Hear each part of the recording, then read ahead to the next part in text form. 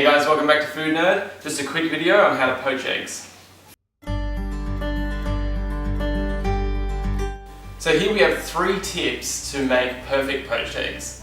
The first one's going to be, don't have your water at a rolling boil. I see a lot of people dropping eggs into this boil. Not only does it break up the egg, it just cooks it at a rate you don't want to, and you're just going to get nasty poached eggs.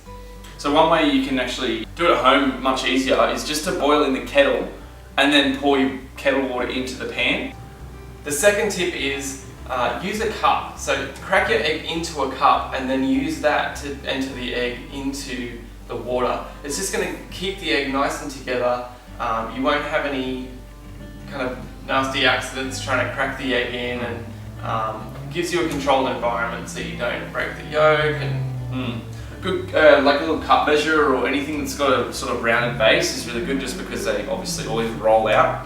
I usually just use a drinking cup and it works fine. Yeah. So the third tip, guys, is going to be use fresh eggs. Like, that's going to be the number one thing that takes your poached eggs to the next level is use fresh eggs, because basically those membranes that Jesse was talking about break down over time.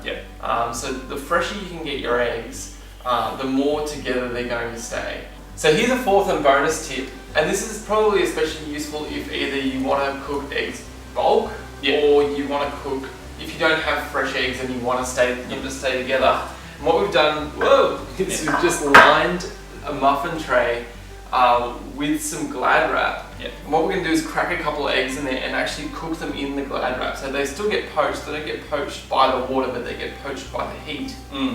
And this will help them to stay together. The most important part about that, other than the fact that you can do them much easier, is that they go to a standard time because they're all the same shape and size. So that's more important with most elements of cooking. That's why we tie up meats. That's why we do a lot of things the way we do them, is because you want it to go to a standard time. So you can just basically have a formula of what times you need and everything, and you'll know how long it takes you to do runny or anything like that. So that was poached eggs. If you want us to do any other techniques and kind of demystify and make them simple, let us know in the comments and we'll do that. But for now, we're going to eat our eggs.